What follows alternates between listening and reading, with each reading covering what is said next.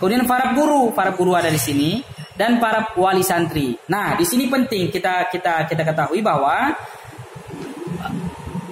murid atau siswa atau santri tidak boleh melanjutkan ke hafalan selanjutnya atau setelah surah An-Naba An-Nazi'at. Siswa tidak boleh melanjutkan ke surah An-Nazi'at sebelum ada para wali santri ini.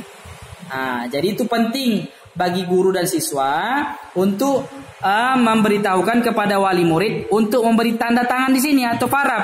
Setelah ada farab wali santri di sini, baru siswa itu boleh melanjutkan ke tahap selanjutnya. Kalau tidak ada, dia tidak boleh melanjutkan ke surah yang selanjutnya.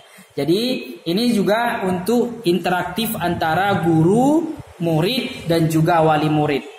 Sekarang ini kan yang kita sayangkan banyak orang tua yang tidak peduli kepada anaknya. Begitu juga orang tua murid tidak peduli kepada gurunya. Begitu juga sebaliknya. Jadi dalam metode ini 3 komponen itu antara guru, murid dan wali murid itu kita ajak bekerja sama dalam hal untuk menjadikan anak-anak kita menjadi hafiz dan hafizah dalam menghafal Al-Quran. Insyaallah demikian. Kira-kira ada pertanyaan Ustaz? Yang misalnya kan ada tindakan dia punya hafalan di sekolah yang lama 3 juz atau 4 juz, atau bahkan 10 juz, apakah dia mengulang lagi metode Al-Masnya hari ini?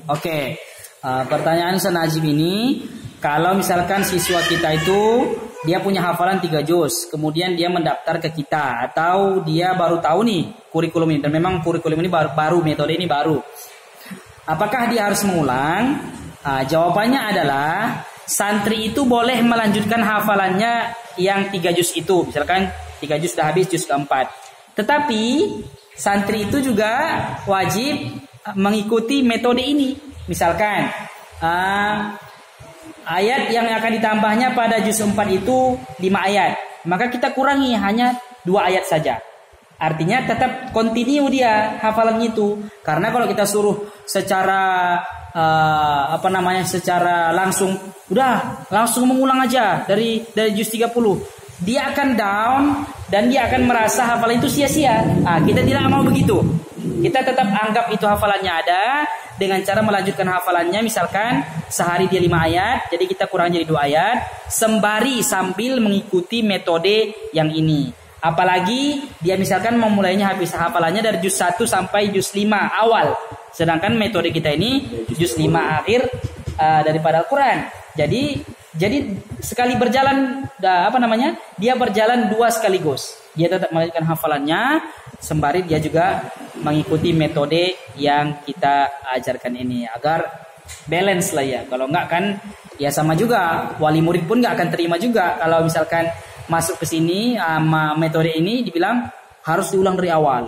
Ya otomatis dia sia-sia hafalan yang selama ini kan gitu. Tidak. Itu kita tidak akan kita sia-siakan. Ya dengan cara tadi misalkan hafalannya itu sehari 5 ayat, kita kurang jadi 2 ayat sembari dia mengikuti metode kita ini. Jadi penambahannya semakin bertambah. Hafalannya lamanya bertambah, metode yang baru ini juga semakin kuat hafalannya. Dan bertambah hafalannya. Salah Ustaz Saiman gimana? Itu misalnya dalam satu kelas itu kalau kita misalnya di sini kan 10 orang. Jadi semua 10 orang itu beraktivitas lah ya. Iya. Sambil mereka mengisi, guru menunggu lah ya. Iya. Sambil mereka mengisi, misalkan murid kita 10 orang dalam ruangan itu. Buku ini bukunya. Ini bukunya. Kurikulumnya ini. Kemudian dalamnya begini, seperti yang telah dijelaskan tadi. Begini dalamnya. Secara kosong. Ini awal surah An-Naba nih ya. An-Naba. Ini. Kemudian selanjutnya beginilah dia buku aslinya. Ini kurikulumnya. Kurikulumnya agak besar. Dan dalamnya udah begini.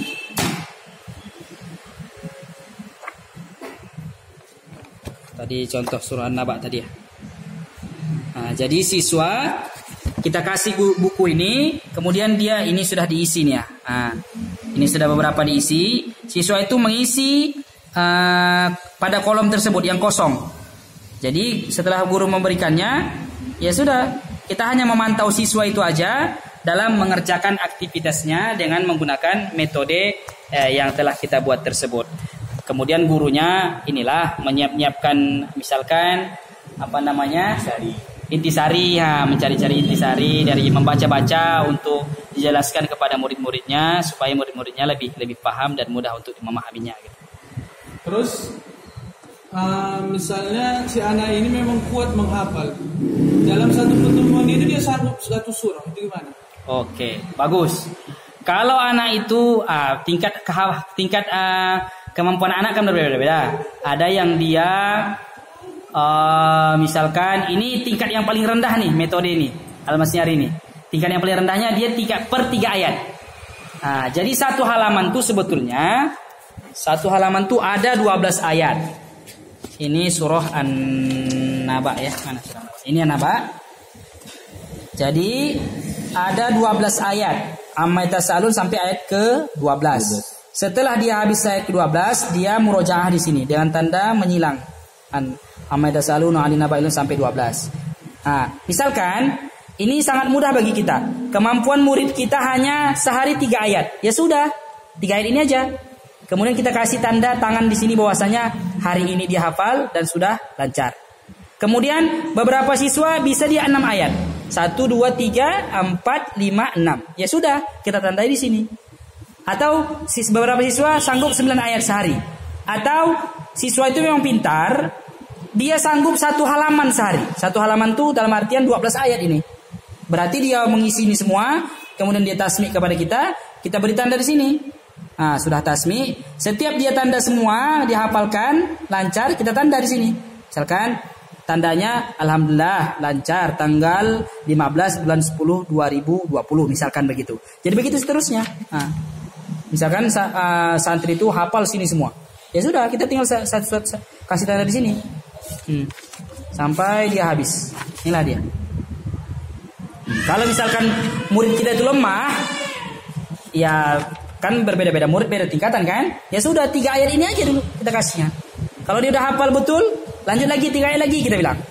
Lanjut lagi 3 ayat lagi kita. Gitulah dia. Jadi sangat mudah lah untuk tingkatan anak-anak. Terus masukan juga untuk Ustaz maksudnya kalau orang yang baru mungkin melihat ini, dia masih bingung ini Ustaz, angka 1 ini kemana dia perginya? Jadi kalau anak ngasih ngasih masukan lah maksudnya angka Arab gitu biar tahu dia kemari kan. Kemari 2 kemari, 3 kemari gitu. Jadi angka ini masukan gitu. Iya, bagus, sangat masukan yang sangat bagus dari Muallim Saiman ya. Kok bisa angkanya itu angka Arab gitu ya. Sesuai ayat ini kan dia tahu dia kemari ayat ini. Iya. Dan ini pun dia supaya paham dia mudah ya. Jadi anak pun jujur pertama lihat ini kemana angka ini maksudnya gitu kan. Iya. Ya, tapi dijelaskan paham. Tapi kalau udah jelaskan anak sekarang karena udah dijelaskan ini lah mungkin maksudnya makanya ngasih masukan gitu. Iya, oke. Insyaallah kalau kedepannya kalau memang kita pertimbangkan dulu lah. Anak pun pertimbangkan juga apa plus minusnya karena supaya lebih mudah. Terus kalau bisa ngasih masukan di surah ini kan, misalnya surah An-Naba, artinya berita besar, 40 ayat. Abang boleh nggak dimasukkan tergolong makiyah atau madaniyah? Iya. Oke. Boleh juga sebagai tambahan ya. Itu kalau di tapis. Iya. Oke. Kan? Insyaallah kedepannya kalau itu Ana sangat setuju lah. Kemarin tuh mau buat juga, cuman agak-agak ragu nanti makin banyak pula nih hafalan makiyah. Tapi sangat penting juga makiyah madaniyah. Nanti insyaallah kedepannya kita akan tambah di sini surah An-Naba, berita besar 40 ayat tergolong kepada makiyah atau madaniyah. Iya, itu sangat penting ya. Insyaallah untuk cetakan selanjutnya akan kita buat seperti itu. Terima kasih. Ya, insyaallah makin sempurna. Insyaallah terima kasih Ustaz Saiman, Ustaz Najib juga, kepada kawan-kawan yang lain juga. Bagi kawan-kawan yang lain punya masukan, insyaallah kita terus terima masukan itu demi untuk mengupgrade, demi untuk memberikan yang terbaik, khususnya ada memberikan pendidikan menghafal kepada calon santri kita atau calon anak-anak kita insyaallah ke depannya. Cukup ya. Bisa dulu lagi, Ustaz. Masalah talaki itu, Ustaz. Misalnya dalam satu kelas itu kita kan 10 orang. Iya. Dalam satu kelas itu dia harus perlu talaki lagi, itu gimana? Iya. Apakah sekaligus semua santri kita itu talaki atau satu persatu? Enggak, dia wajib memang talaki satu persatu. Oh, semua wajib. Iya, semua wajib. 10 murid kita, 10 wajib talaki satu persatu maju ke depan. Setelah dia talaki, baru dia boleh memulai hafalan gitu. Jadi supaya mudahnya kita nanti awalnya itu kan hafal dulu nih surah nih. Iya. Nama surah, arti surah dan siapa yang sudah hafal arti surah dan jumlah ayat dalam satu surah boleh maju. Jadi itu rule-nya. Ada guideline-nya kan? Jadi siapa yang cepat dia hafal surah ini, dia maju. Sambil yang lain menunggulah menghafal gitu. Jadi murid itu nggak ada celah untuk ini bermain gitu. Oke. Insyaallah ya. Cukup ya? Oke, alhamdulillah cukup ya. Terima kasih pada sahabat-sahabat semua dan Ustaz Saiman dan Ustaz juga. Billahi taufiq wal hidayah wa ridho. Wassalamualaikum warahmatullahi wabarakatuh. Waalaikumsalam warahmatullahi wabarakatuh.